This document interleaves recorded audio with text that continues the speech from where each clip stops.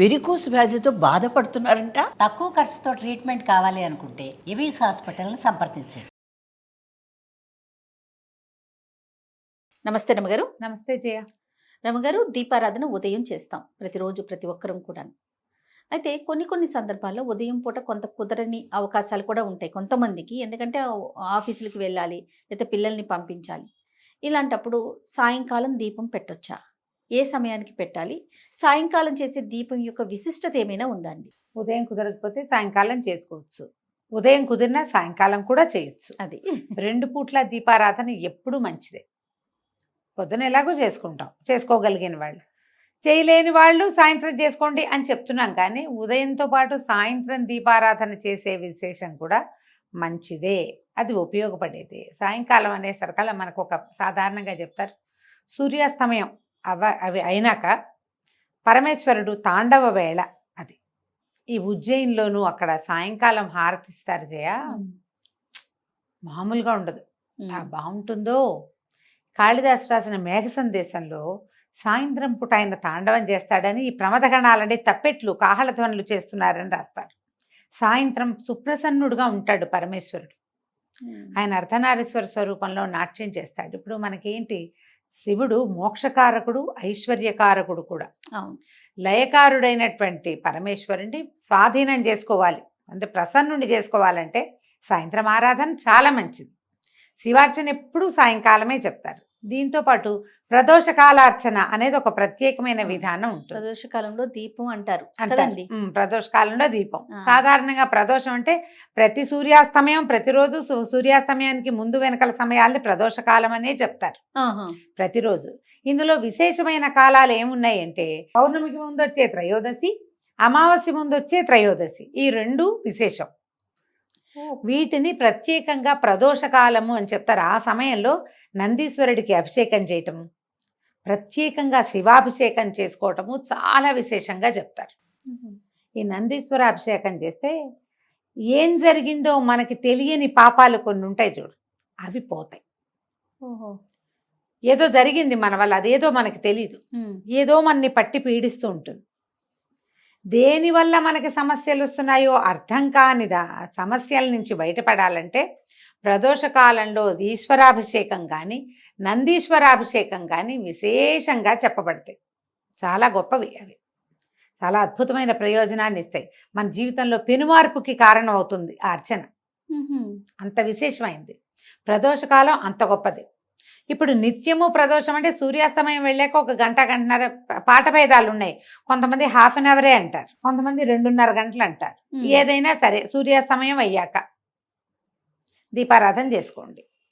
మరి 8, 9 చేసేయద్దు, 7 గంటల లోపల చేసుకోండి. రాత్రి అయిపోయి సాయం సంధ్య వేళ, సాయం సంధ్య. ఈ సాయం సంధ్యలో సూర్యుడు వెళ్ళాక విశేషం.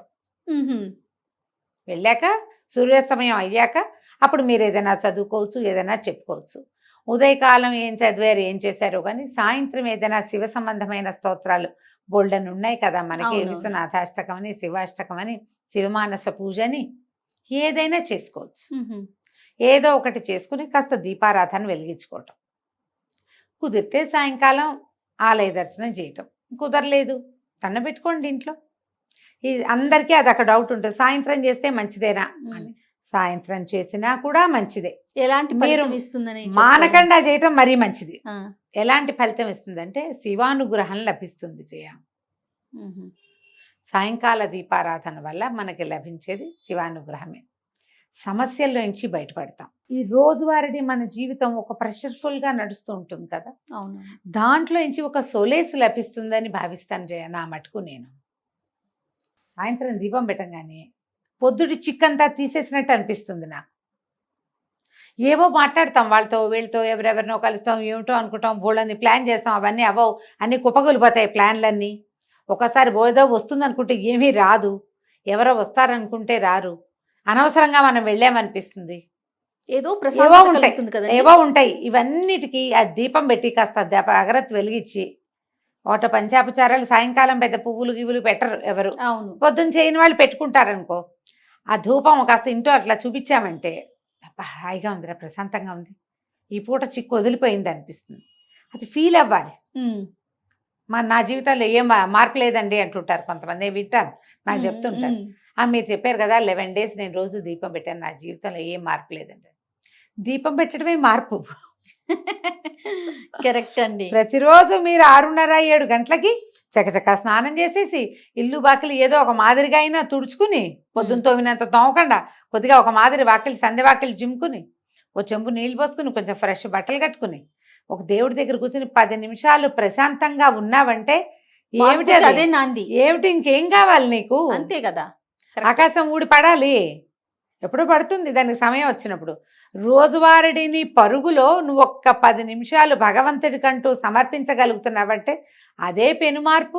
అంతకంటే ఏం మార్పు కావాలి? ఏదైనా శివ సంబంధమైనవి చదువుకోండి. నువ్వు కూడా సాయంత్రం దీపమే కదా పెడతావు.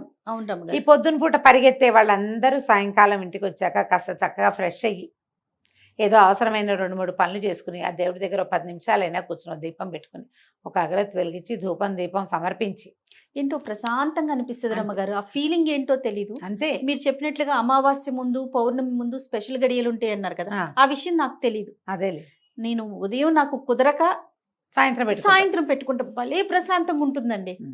ఒక 2 రోజులు కుదరకపోతే ఏదో ఆందోళన, ఏదో మిస్ అయిపోతుంది, ఏదో అట్లా అనిపించేస్తుంది. ఓ పండో ఫలమో పటిక బెల్లమో పంచదారో బెల్లం ముక్కో నివేదన చేయటం, కాస్త దండం పెట్టుకుని ఒక 5 నిమిషాలు స్థిమితంగా ఉంటాం.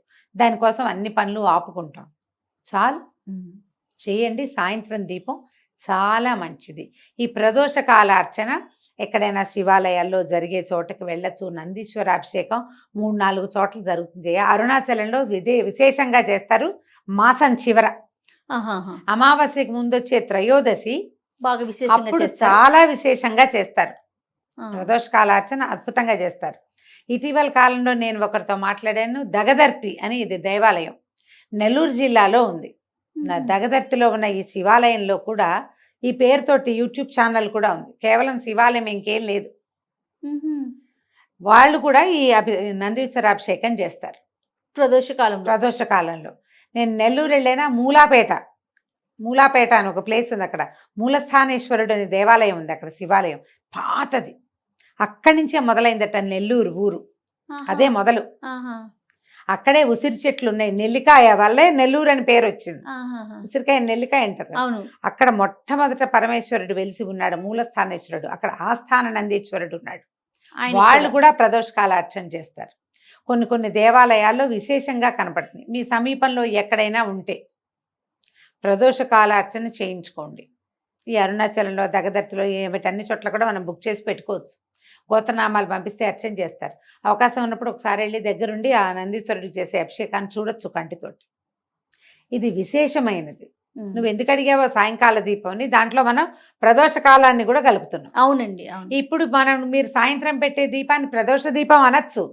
మీరు రోజు పెడతారు, ఆటోమేటిక్ గా త్రయోదశులు 2 కవర్ అయిపోతాయి. అవును కదా, తెలియకుండానే ఆ రోజులు కవర్ అయిపోతాయి. ఏదైనా మానేసే పరిస్థితి, మీరు బయటకు వెళ్ళే పరిస్థితి ఉంటే ఈ డేట్ చూసుకోండి. ఓకే, అమావాస్యకి ముందు పౌర్ణమికి ముందు రమ్మగారు.